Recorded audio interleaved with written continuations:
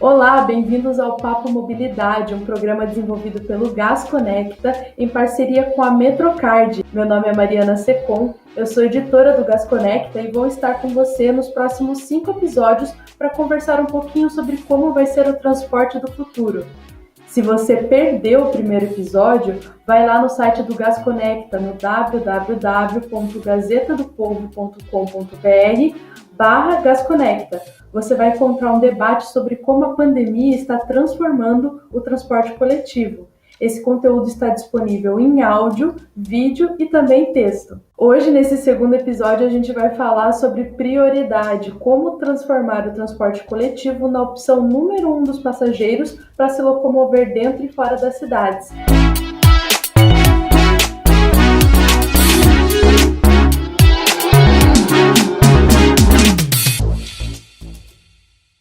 Eu estou com 3 experts nesse assunto, eu quero dar as boas-vindas para eles.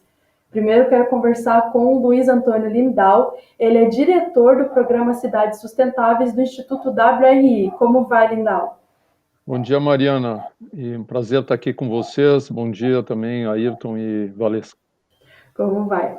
A gente está aqui também com a Valesca Pinto, que ela está representando a União Internacional de Transportes Públicos, a UITP. Tudo bem, Valesca? Alô, Mariana, tudo bom? Muito obrigada pelo convite. Um bom dia para o Lindau, para o Ayrton. É bom estar com a turma de Curitiba. Legal. E aí, para fechar esse trio de especialistas, a gente também está com o CEO da Metrocard, o Ayrton Amaral. Tudo bom, Ayrton? Bom dia, Mariana. Bom dia, Lindau. Bom dia, Valesca. Um prazer muito grande revê-los nesse tema tão importante que nós vamos discutir daqui para diante. Um abraço. Um abraço. Então, como vocês já sabem, o Papo Mobilidade é dividido em 2 blocos. No primeiro, eu faço algumas perguntas para os especialistas e no segundo bloco, eles ficam livres para conversar e perguntar entre si. O assunto vai fluir. Eu quero começar, então, esse primeiro bloco falando primeiro com o Lindau, justamente porque ele, representando o Instituto WRI, promove boas ideias e práticas sustentáveis, tanto economicamente como para o meio ambiente. E aí eu queria começar te perguntando, Lindau, qual que é o papel do transporte público em um futuro que seja de fato sustentável? E aí a gente está falando aqui de oferecer acessibilidade para as pessoas, uma melhor qualidade do ar, integrar as cidades.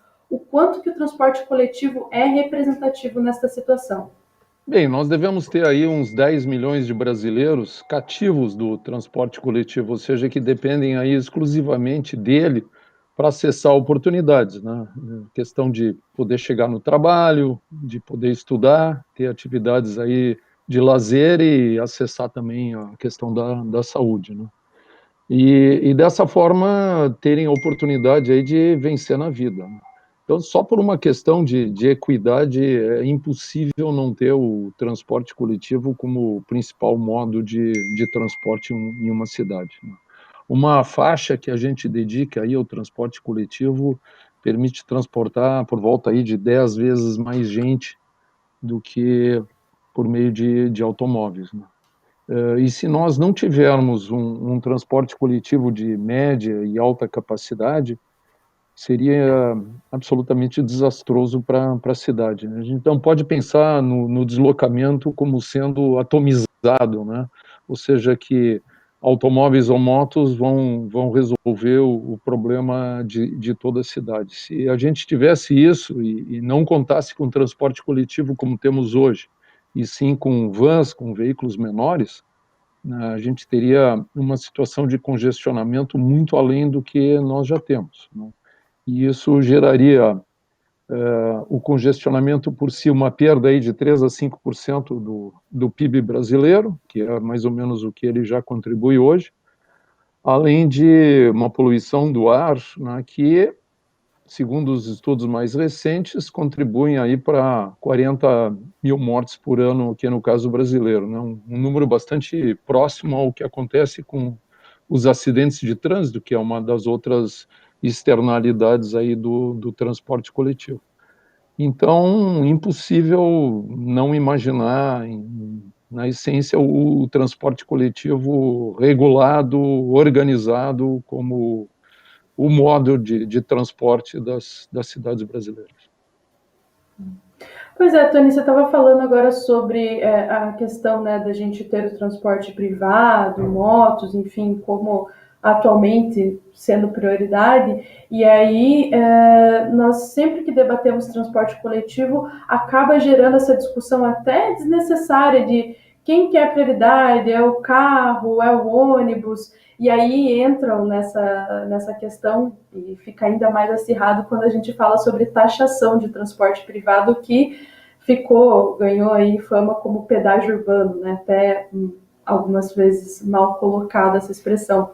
Tem como equilibrar essa balança de prioridades e fazer esse sistema coexistir de forma sustentável, ter uma taxação que privilegie o transporte coletivo? É bem colocado, Mariana. A gente precisa entender bem essa questão aí da taxação, né? E do que seriam essas externalidades aí geradas pelo transporte. Bom, eu já falei em congestionamento, falei em acidentes e falei em poluição do ar. Essas são, digamos, as principais externalidades. Existe uma série de outras, né? E elas são impostas para toda a sociedade, quer a pessoa que use ou não o transporte. Pelo simples fato de habitar a cidade, ela está sofrendo com isso, né? Então faz todo o sentido, na lógica econômica, taxar e destinar esses recursos, né, para melhorar as condições de mobilidade para todos. Então aí nós estamos falando definitivamente numa lógica de taxar o transporte privado individual e passar esses recursos para o benefício de todos, né? Bem na lógica aí da taxação das externalidades negativas. Vou dar alguns exemplos aqui de possibilidades de exercer isso na prática. A primeira questão, o uso do meio-fio, né? O meio-fio que a gente tem aí nas vias, né? Que é muitas vezes ocupado por estacionamento de longa permanência. Quer dizer, eu acho que nenhum de nós aqui tem o sofá, nem a geladeira, nem parte da casa parado ali na rua, ocupando o meio-fio, né?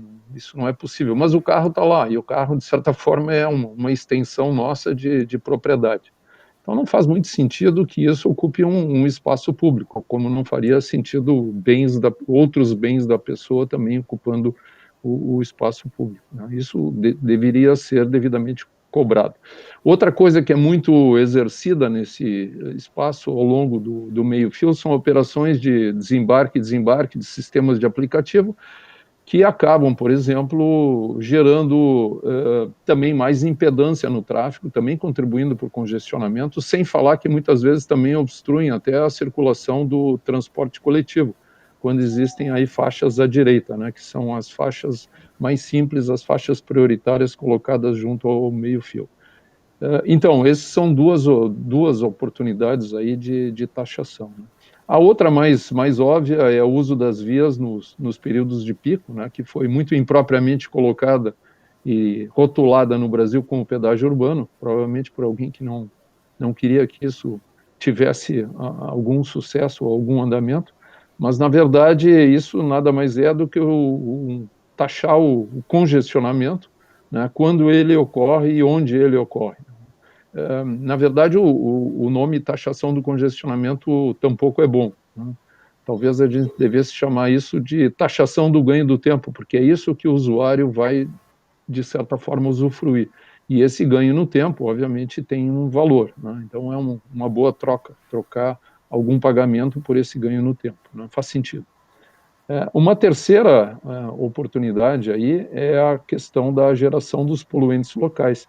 E é claro que um veículo privado, que transporta muito menos que um veículo coletivo, ele gera, por passageiro transportado, muito mais gases aí de poluentes locais e gases de efeito estufa. Mas isso é um lado da moeda, a gente tem que olhar o outro, né? Ou se colocar numa balança, se nós vamos fazer taxação por um lado, que as pessoas podem interpretar como, obviamente, captação de recursos ou um pagamento adicional, nós temos que botar os benefícios do outro lado para equilibrar. Então, aí, no outro lado da balança, nós temos que melhorar a eficiência, a qualidade do transporte coletivo. A gente precisa fazer um uso mais intenso aí de dados em tempo real, né, para compatibilizar a demanda e oferta de serviço. e também começar a pensar em frotas mais limpas, menos poluentes, né, e caminhar aí rumo às tendências mundiais, que seria lá no fim, como um próximo grande passo aí, a eletrificação do transporte coletivo. Lindal, obrigada. Eu queria pegar esse gancho, né, que a gente estava falando agora sobre formas de repensar até o financiamento, né, desse sistema, mas eu queria ir um pouquinho passo além junto com a Valesca.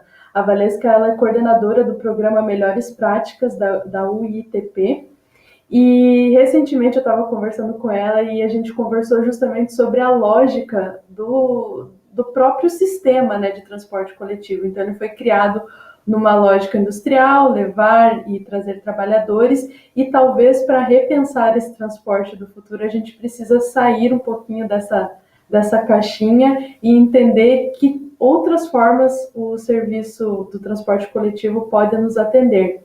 Valesca, você tem um palpite de para onde a gente deve olhar nessa lógica? Bom, Mariana, continuando do Lindau, tudo que o Lindau colocou até agora é totalmente razoável. O problema é que nós precisamos escapar do desenho dos fluxos, né? Porque o que é uma rede de mobilidade? É uma rede de fluxos. E acontece que, comparado aos anos 60 ou aos anos 50, nós hoje temos cidades mais complexas, com fluxos mais complexos, né? E nós precisamos, o transporte público vai ser valorizado na medida em que ele se aproprie, vamos dizer, de aspectos essenciais do espírito do tempo que vivemos. Ou seja, temos muito mais atores atuando no mesmo espaço físico, né? Nós temos muito mais concorrentes, né? Ou seja, o transporte público não é uma ilha, não tem como ele se isolar, né, do reflexo de tudo que está acontecendo, inclusive a expectativa das pessoas, né? As pessoas têm expectativas hoje de não serem mais tratadas como massa, transporte de massa. Ninguém quer ser visto como uma pessoa que não seja conhecida em sua singularidade. Então, eu chamo assim, transporte de massa, transporte de macarrão, né? Transporte de espaguete. Transporte de pessoas é algo muito mais complexo. E nós temos que fazer com que o transporte público seja sensível a todas essas singularidades. Mulheres não se movem como homens, jovens não se movem como pessoas adultas. Nós temos uma parte importante do trabalhador que antes era industrial e que estava forjado dentro do regime de horário de trabalho e serviço.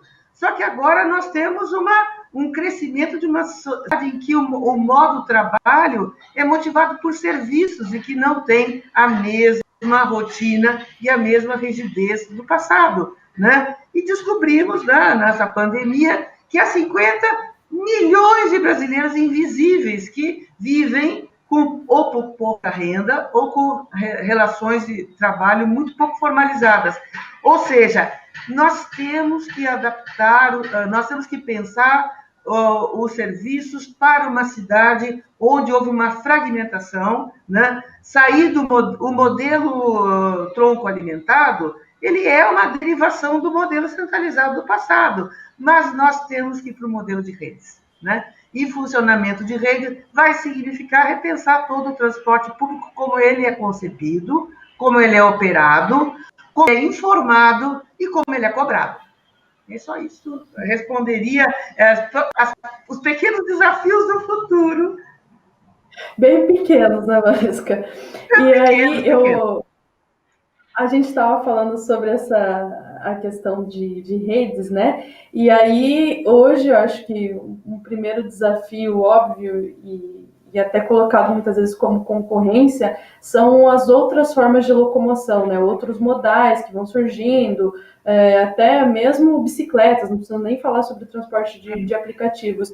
Mas como a gente fazer com que esses modais também sejam integrados à rede de transporte coletivo e como pensar esses modais também como alimentadores, né?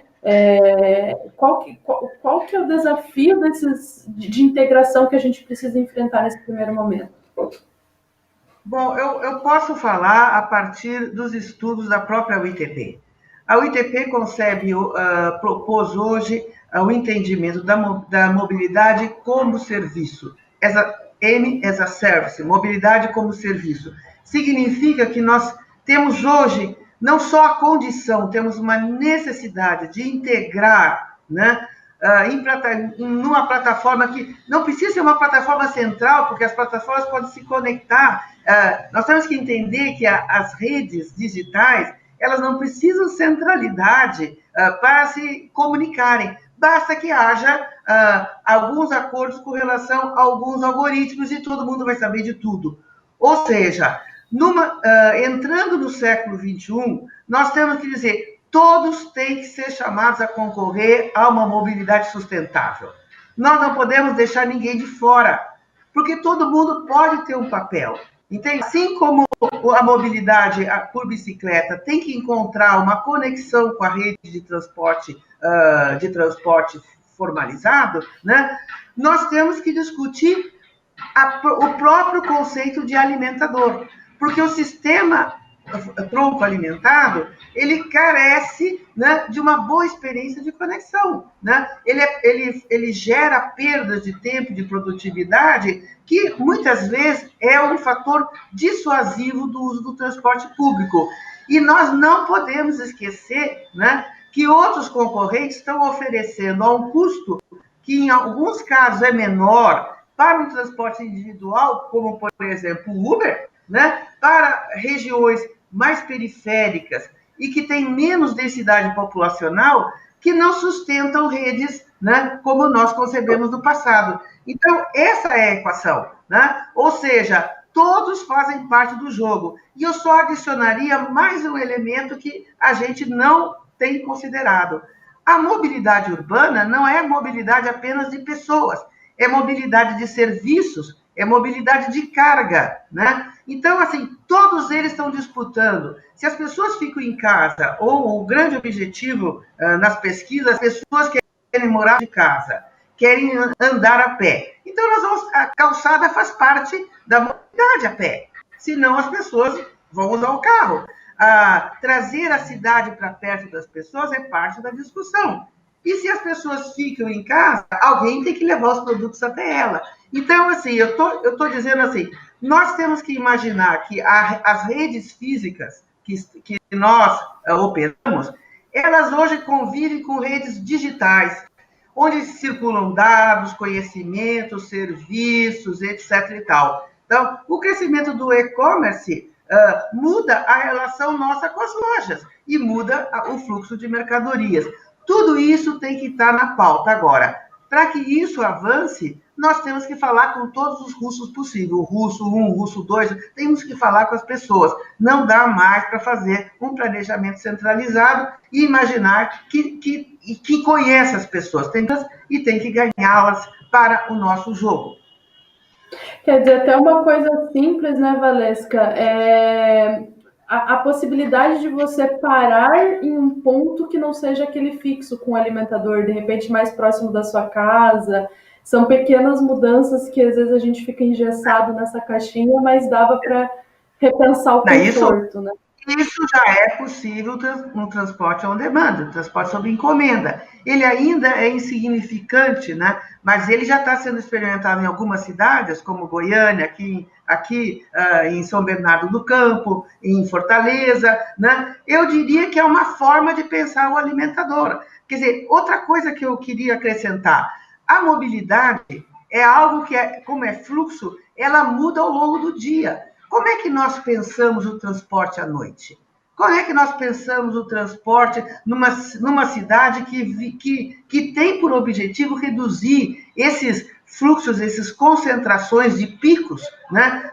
Uma cidade, para chegar ao que o Lindau colocou, é uma cidade mais equilibrada, é uma cidade que tem que prever que as pessoas, das suas singularidades, podem se mover 24 horas por dia.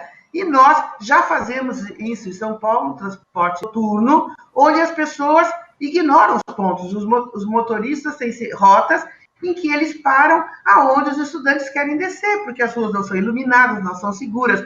Percebe o quanto de fatores nós precisamos considerar para que a mobilidade atinja esse grau, né, de equilíbrio. Nós temos que repensar um novo grau de equilíbrio para a cidade do século XXI.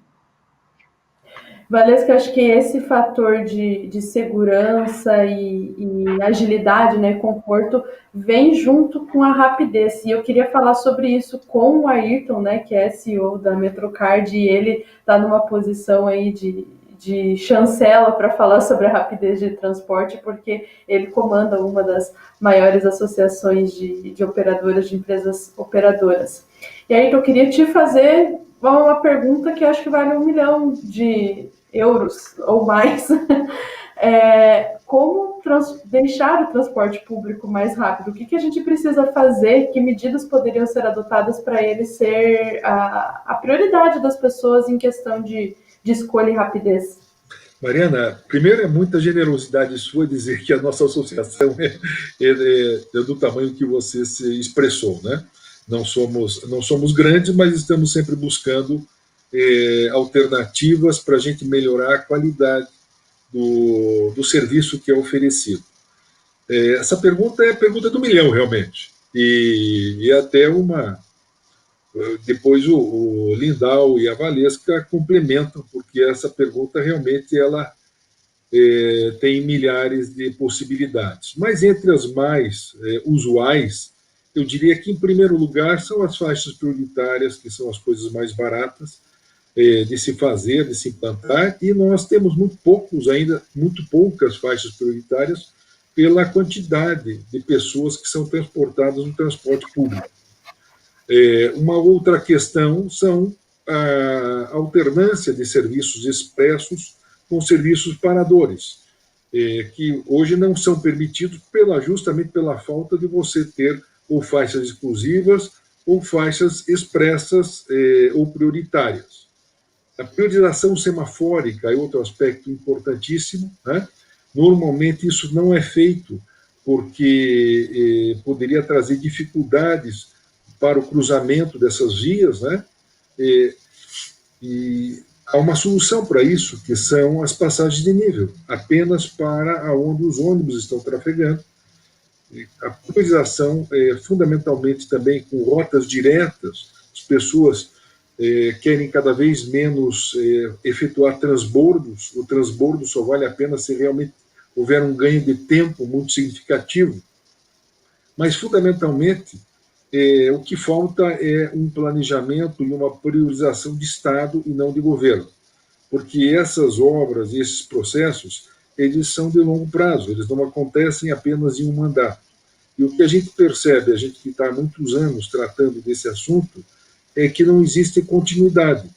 Cada mudança em que nós vemos nas autoridades, as prioridades são modificadas e não há nada planejado a longo prazo, com raríssimas e honrosas exceções. Aqui, para ficar no caso de Curitiba, nós apresentamos uma solução junto com a indústria e junto com uma das grandes empresas de construção, uma solução chamada CIV, que praticamente dobraria a velocidade operacional, aumentando significativamente a produtividade, fazendo essas pequenas modificações. Eu digo pequenas porque, perante outros investimentos, elas não são tão impressionantes. Se a gente pensa que gastar R$1 bilhão num estádio de futebol que não é utilizado, com R$1 bilhão poderíamos ter 30 quilômetros de sistemas já com obras de arte, com todas essas possibilidades, inclusive com canaletas exclusivas para o transporte. Então, o nome do jogo para os nossos clientes, que são os passageiros, o nome do jogo chama-se tempo de viagem, ou significa velocidade. As pessoas querem chegar rápido. E no momento que eu faço essa tratativa entre o individual e o coletivo, eu só vou puxar realmente as pessoas para o coletivo quando elas chegarem mais rapidamente do que no transporte individual, obviamente com as coisas que são fundamentais, que é a segurança, tanto a segurança de saúde quanto a segurança física e a questão básica de conforto. Quer dizer, estar num ambiente que seja minimamente confortável para você fazer uma viagem. Então, tem que ter atratividade. E, como já comentado, a questão do congestionamento, ela afeta grandemente a qualidade de vida que nós temos. Então, a priorização do transporte público, o aumento da velocidade operacional de uma forma significativa, significa, em outras palavras, qualidade de vida para as pessoas. Tudo isso que eu estou falando é fácil de fazer? Não, mas é possível.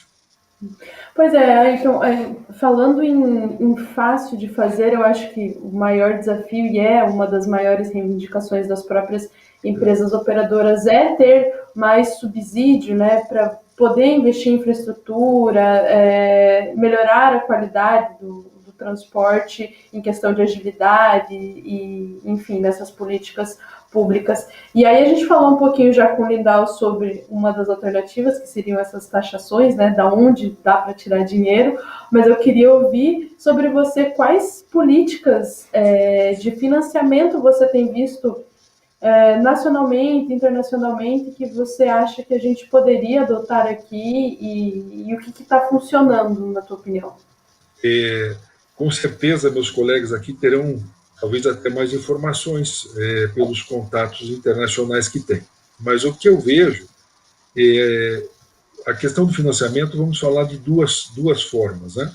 Primeiro, o financiamento para a infraestrutura.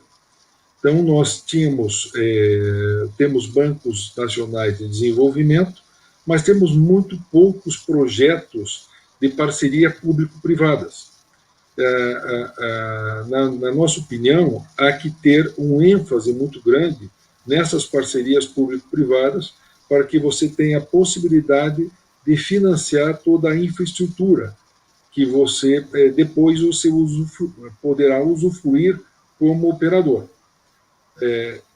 Isso não está muito bem modelado, muito bem desenhado ainda no âmbito do nosso Estado.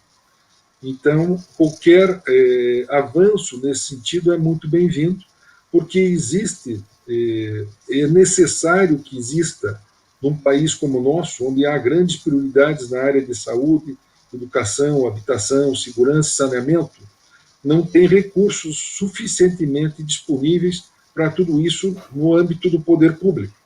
O nível de investimentos do poder público está aumentando, mas ainda é muito baixo pelo patamar de impostos que nós pagamos. Para um patamar de 40% de impostos, o nível de investimentos deveria ser absolutamente muito superior ao que é atualmente. Na falta disso, temos que chamar a iniciativa privada.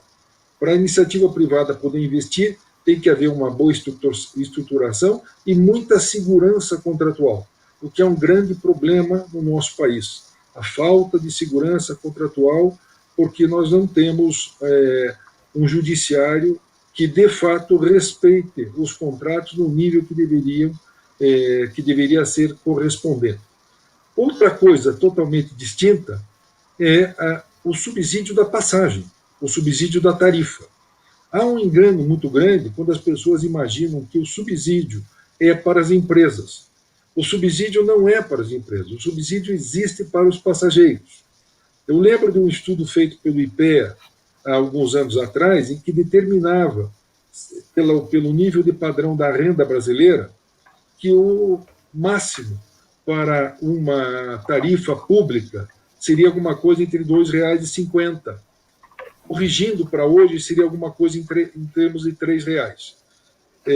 Então, eu entendo, e respeitando aquele estudo, se a tarifa pública for R$ 3, você terá uma atratividade muito grande, porque sabemos que uma grande parte das pessoas não viajam de ônibus porque não conseguem pagar a tarifa, que aqui em Curitiba, por exemplo, na região metropolitana, é R$ 4,50.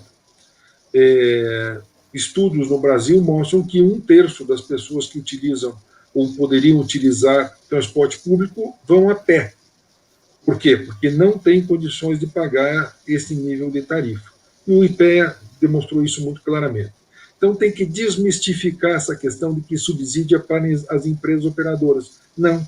As empresas operadoras deveriam receber por quilômetro transportado dentro de um serviço orientado pelas autoridades e sempre buscando otimizar a questão da demanda junto com a oferta. Afinal, o transporte público é um dos serviços essenciais da nossa Constituição e assim ele tem que ser visto. E ainda não é enxergado dessa forma na maioria dos estados e das cidades que nós conhecemos.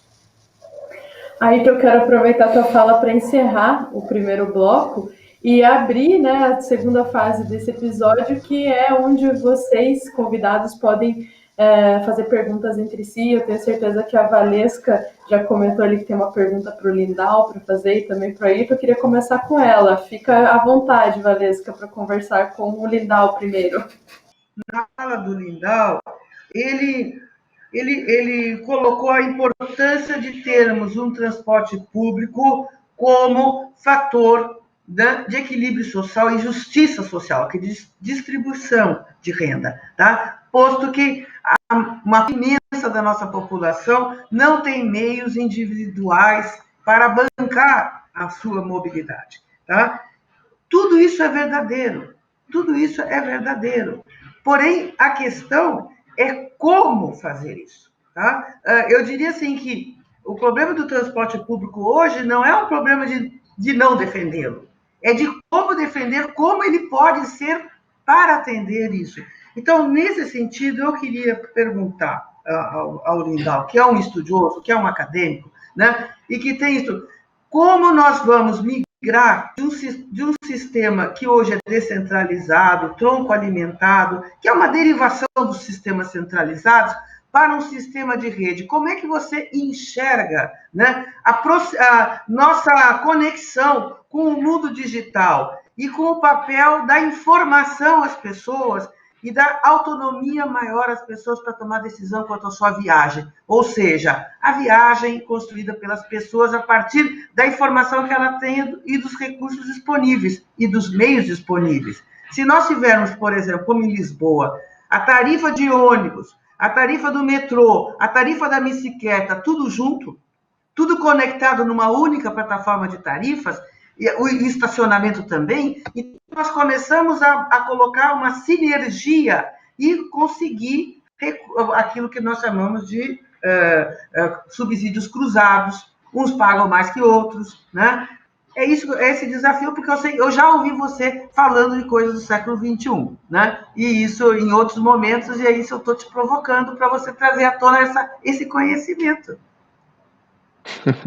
Bom, essa tua pergunta, na verdade, é a mais ampla possível, né, Valesca? Mas vamos lá. Mas reduza ao que você puder responder. Tá, não, são vários pontos. Então, vamos lá nos vários pontos. Uma questão é a do subsídio cruzado. Isso é muito injusto no momento, né? Nós temos um levantamento aí, que é o Quali Ônibus, que o WR Brasil trabalha aí com quase já 20 cidades, sistematizando um levantamento de pesquisa, né, com os usuários. E o que a gente sabe e obteve daí? Que mais da metade dos usuários do transporte coletivo no Brasil tem renda familiar inferior a 2 salários mínimos, né? E o Ayrton também já colocou aí, existe obviamente um valor máximo que as pessoas deveriam pagar pelo usar o transporte. Se nós sairmos daí entendendo isso, né, já temos um bom caminho, eu acho que todos concordamos com isso. Temos que descobrir receitas extratarifárias. É muito injusto esse sistema, onde isentos são muitas vezes pagos pelos próprios usuários, e são justamente esses usuários de mais baixa renda, né? Ainda que, naturalmente, quem mora longe acaba sendo pago por aquele que mora perto, que é o usuário da linha curta. Então, existe também um subsídio cruzado interno ao sistema, que é justamente aí onde os aplicativos, digamos, captam mais dos seus usuários. Então, a gente está, de certa forma, destruindo o transporte coletivo, né? Isso tem que estar bem claro, né? Essa é uma realidade, nós temos que trabalhar com isso. nós temos que trocar a roda do ônibus andando aí, né? Ou seja, temos que arrumar a coisa como ela está. E, ao mesmo tempo, Valesca, atender tudo que tu estás colocando dentro dessa nova realidade de mobilidade como um serviço, de dados abertos, com serviços alternativos, né? Uma grande oferta de serviços, e esse mundo ainda que está muito pouco controlado. Eu diria assim, a maior preocupação no momento é que novos entrantes podem e estão acontecendo a qualquer momento. Tem muita coisa que a gente não viu ainda e que virá, né? Outras que vieram e já foram. Mas quem vai fazer essa gestão única e compartilhada dessa mobilidade de forma a atender a todos? Então, essa é uma das grandes dificuldades. Nós estamos realmente no mundo dos dados, né? Mas nem todos esses dados são abertos, não existe ainda um benefício de toda a sociedade. Então, tem um grande desafio, né? Acho que todo provedor de transportes tinha que entrar já com compromisso de abrir dados, né? Tem que alguém, embora eu entenda e concorde contigo que isso não precisa ser numa única plataforma, pode ser em múltiplas e aí conectadas, mas alguém tem que olhar para o todo. Alguém tem que sentar na frente dessa máquina cheia de botões e começar a mexer nela, né? Dizer assim, bem, vamos ou não adotar uma taxação de congestionamento, né? Porque aqui vai ter alguma arrecadação que vai contribuir para esse objetivo que o Ayrton falou de chegar numa tarifa de R$ 2,50. Então, vamos girar esse botão para a direita e vamos ver que efeito isso gera na arrecadação e na coleta desses recursos, né? Tipicamente o que faz Singapura. Singapura tem um compromisso com o nível de serviço nas vias, né? Na medida que esse nível de serviço vai caindo, ou seja, que mais carros vão circulando e os congestionamentos vão crescendo, eles giram o botão para a direita e aumentam a tarifa dinâmica, né? Com isso, reduz um pouco a circulação dos veículos, né? E esses recursos, naturalmente, vão para o transporte coletivo que beneficia a todos. Então, nós temos que trabalhar em múltiplas frentes, né? A gente não falou ainda, por exemplo, na questão dos picos do transporte, na questão da isenção nos picos, que também não faz nenhum sentido que o trabalhador lá de mais baixa renda esteja pagando por um isento que está usando o transporte justo no período de pico, né? Que está onerando o transporte e não está contribuindo para o pagamento. Então, o que tenham isenções, mas não nos períodos de pico. Então, tem muita coisa que nós não temos no transporte, que nós precisamos ter e que colocaria racionalidade. Bom, isso é só parte da resposta. A tua pergunta é muito mais ampla, a tua reflexão, eu diria, é muito mais ampla e mereceria muito mais atenção aí. Então, frente à limitação do tempo, eu paro aqui por enquanto. Lindau, se você quiser devolver uma pergunta aí para a Valesca ou para o Ayrton, fica à vontade, senão eu passo o bastão aí para o Ayrton, que eu também sei que deve ter perguntas para fazer. Tá, eu faço então uma para o Ayrton, e lembro assim, Curitiba é um marco aqui no Brasil e um marco no mundo, justamente por ter estruturado a cidade através dos corredores aí de alta capacidade de transporte coletivo, né? Mas Curitiba nunca utilizou os mecanismos de captura de valorização do solo, que de certa forma tu muito bem levantasse aí, né? Quer dizer, todo o investimento foi feito pela cidade, através de empréstimos, etc. Quer dizer, ela não usufruiu disso.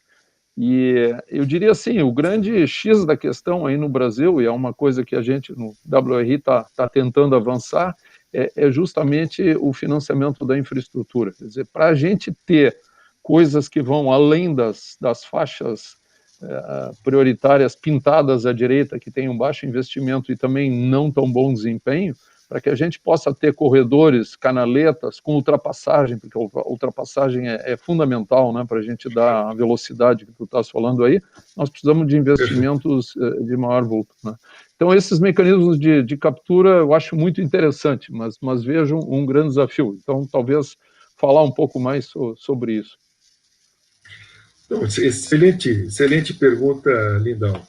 Obrigado por trazer esse tema à tona, né? E a gente está pensando, quando a gente analisa aqui o transporte, né, e eu vou ampliar um pouquinho para a questão metropolitana, né, não só de Curitiba, mas a grande Curitiba, são 20 municípios atendidos pelo sistema. Uma coisa muito clara que nós percebemos, né, é a tendência muito grande da especulação imobiliária levar as pessoas para distâncias cada vez maiores. Nós temos glebas e condomínios de baixa renda sendo construídos a distâncias de 30, 40, 50 quilômetros. E isto, obviamente, exige que o transporte coletivo chegue lá, aumentando significativamente o custo, não só do transporte coletivo, mas do sistema de água, do sistema de luz, enfim, de toda a infraestrutura necessária. Essa especulação imobiliária, na verdade, ela não contribui em nada para esses custos. Então, há uma falta de avaliação muito grande quando são autorizados que você leve 10, 15, 20, 30 mil pessoas para essas distâncias, digamos, sem que você usufrua de nenhum benefício. Na verdade, o Estado fica com todo o custo e o especulador fica com todo o resultado, inclusive financiado pelo próprio Estado, né, pela Caixa Econômica e outros meios de financiamento. Isso aconteceu muito no Brasil com o Minha Casa Minha Vida. Eu vi no Brasil inteiro sistemas de condomínios assim de classe média baixa, né, do Minha Casa Minha Vida, em locais em que não havia nenhum tipo de infraestrutura, criando um problema gigantesco para o Estado. Mas eu vou ficar no transporte, né? Então, um passageiro que eu traga numa distância é um passageiro que normalmente se desloca de manhã e à tarde. Então, como você já disse, ele só está no veículo durante o horário de pico, e eu tenho que levar esse veículo a uma distância muito longa.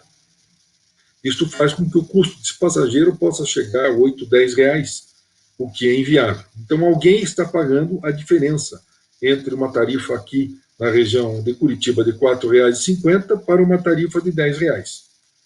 E quem paga essa diferença é aquele passageiro que deveria estar pagando talvez R$ 2, porque a distância dele é 1 quilômetro, 2 quilômetros, 3 quilômetros. O que ele está fazendo? Ele está saindo do sistema e pegando o aplicativo, ou indo a pé, ou indo de bicicleta, e assim por diante. Por quê? Porque no trading, na negociação do valor e do serviço oferecido, não vale a pena, né? Não vale a pena porque fica muito caro pagar R$ 4,50 nas condições que são oferecidas. Então, eu gosto muito de pensar o transporte no conceito do conceito do Lean Production, né, que eu chamo de Lean Mobility. Todo o transporte foi desenvolvido para otimizar a sua produção. E nós temos que, como já comentado, tanto por você como pela Valesca, o foco tem que ser não na produção, mas no deslocamento, na otimização do deslocamento de porta a porta. Esse deslocamento de porta a porta, ele tem que ser feito com todos os modais disponíveis. E aí precisamos realmente de um sistema que utilize todas as possibilidades que nós temos hoje digitais. Para que também o custo disso seja colocado dentro de uma plataforma onde as pessoas possam usar todos os modais com, digamos assim, o mesmo cartão, o mesmo método. E dentro de um custo que naturalmente tem que ser dinâmico. Qual é a grande limitação que nós vemos nesse aspecto? É a questão monolítica do regulamento do Estado. Qualquer movimento que nós vamos fazer, há um regulamento que é do tempo das cavernas e que é aplicado impedindo que a gente tenha coisas como, por exemplo, tarifas dinâmicas, né? O regulamento não nos permite. Por quê? Porque aí existem questões de subsídio à tarifa, e esse subsídio ele tem que ser controlado pelo Ministério Público, pelo Tribunal de Contas, e parece que está todo mundo entrando no jogo para não ajudar, né? Mas a questão final é a seguinte: existem possibilidades, tudo isso tem que ser repensado, reanalisado dentro de uma política efetiva de Estado, para ver aonde nós queremos chegar, porque do jeito que nós estamos indo, nós sabemos que não chegaremos a nenhum lugar e a situação torna-se cada dia mais insustentável. Obrigada, Ayrton. Acho que para fechar esse ciclo de perguntas agora, eu acho que você poderia terminar fazendo aí seu questionamento para a Valesca, e aí a gente fecha com chave de ouro essa conversa que está falando. Na verdade, eu gostaria não de fazer exatamente uma pergunta para a Valesca, né? Mas pedir para que a Valesca, para beber um pouquinho desse conhecimento, dessa sabedoria, né? Para nós e as pessoas que nos ouvirão, né? Que a Valesca nos dê uma ideia, né? Do que está acontecendo, de quais são as linhas que estão sendo tomadas nesse momento de repensar o transporte e se há algum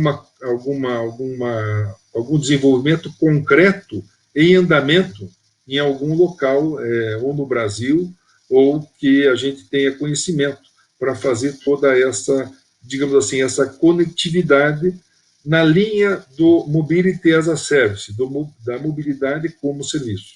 Eu acredito, começando assim, nós estamos acompanhando o processo de recuperação, né, da demanda, né, nas maiores cidades, né, e em todos os sistemas, né, porque a pandemia ela foi ela gerou perdas severas para o setor de mobilidade e principalmente no setor de transporte público e uma ida e um acréscimo, né, de utilização do transporte individual, isso em todos os países que nós analisamos. Não foi somente um fenômeno aqui, né, mas foi um fenômeno também avaliado nos países europeus e nos Estados Unidos. Nós temos observado que o primeiro grande esforço da União Europeia e de todo mundo que está dentro dessa rede é enfrentar um primeiro temor e uma campanha de desinformação que parte de vários setores, atribuindo, né, ao transporte público a condição de um lugar perigoso, um lugar de contágio. Ou seja, nós, somando as nossas dificuldades, nós temos que, nesse momento, trabalhar para recuperar a confiança das pessoas em utilizar o transporte público, mostrar que ele é seguro, né? E já estão saindo alguns estudos que os momentos e locais de contágio são muito mais próximos à família, à casa ou local de longa permanência que no transporte público. Mas ainda isso não apareceu, né, nas pesquisas macros de tendência e na atitude, por exemplo, dos poderes, dos governos, né, e das autoridades, né? A questão da aceleração do processo da digitalização das empresas e da constituição de plataformas de integração digitais, isso tudo, de certa maneira, a pandemia vai acelerar. Agora, isso vai se dar em ritmos diferentes, né? Na Europa, que são os países são mais homogêneos em renda, há menos disparidade, e há graus de informação e conhecimento mais disseminados na sociedade, é bem mais rápida essa recuperação, né? E fenômenos como aqueles que a gente já vem assistindo, o fechamento das áreas centrais para o transporte de automóveis, né? A integração maior dos meios individuais nas pontas das redes de transporte, para não castigar as áreas centrais, o processo de eletrificação que vem junto com esse processo de digitalização. Aqui entre nós ainda estamos vivendo no sufoco de sair desse processo de crise, né? Com o risco de ter 1/3 das nossas empresas operadoras em estado falimentar, né? Em estado de falência, precisando de socorro para pagar empregados, pagar insumos, etc. e tal. Então, eu sinto que, entre os estudiosos, nós apenas apontado, vamos acelerar nossos estudos acerca de como se implantar no Brasil essa tendência, essa proposta de mobilidade as a service. Envolve questões operacionais, certamente, e de desenho de rede, envolve questões de integração multimodal, envolve questões de integração institucional envolve outros modelos de contrato, né? E de outra concepção de contrato e concessão, envolve da gente facilitar a proximidade do setor de transporte público com outros segmentos que possam fazer investimentos associados a nós. Isso o setor metroferroviário está estudando muito como tratar os terminais de integração como um investimento que possa gerar renda a partir da ocupação dos espaços e, né, um espraiamento disso na recuperação, como o Lindau colocou, né, do ganho imobiliário nas áreas conexas. Já temos, inclusive, legislação para isso, em muitos planos diretores.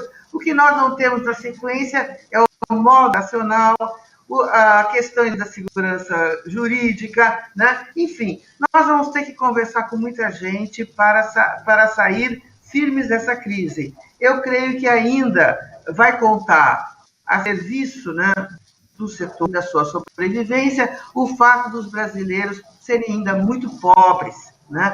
Muito pobres, mas isso não pode ser um motivo de alegria. Nós queremos que as pessoas não sejam pobres, né? Então, nós vamos ter que rever nossas cidades, rever nossa maneira de espraiamento, que é muito desigual, né?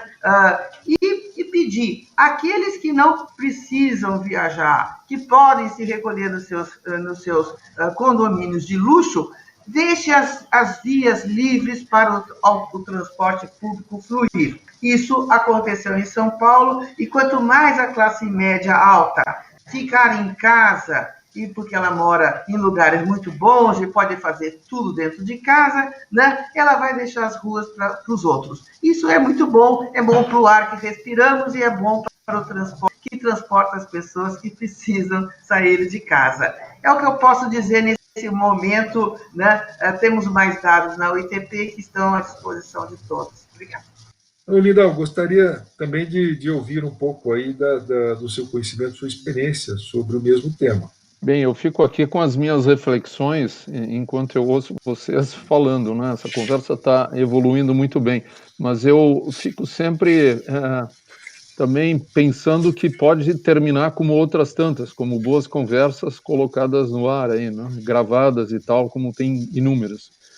Acho que existe um ponto muito importante, que é a questão da sociedade se apropriar de algumas bandeiras, né, e começar a exigir certas coisas.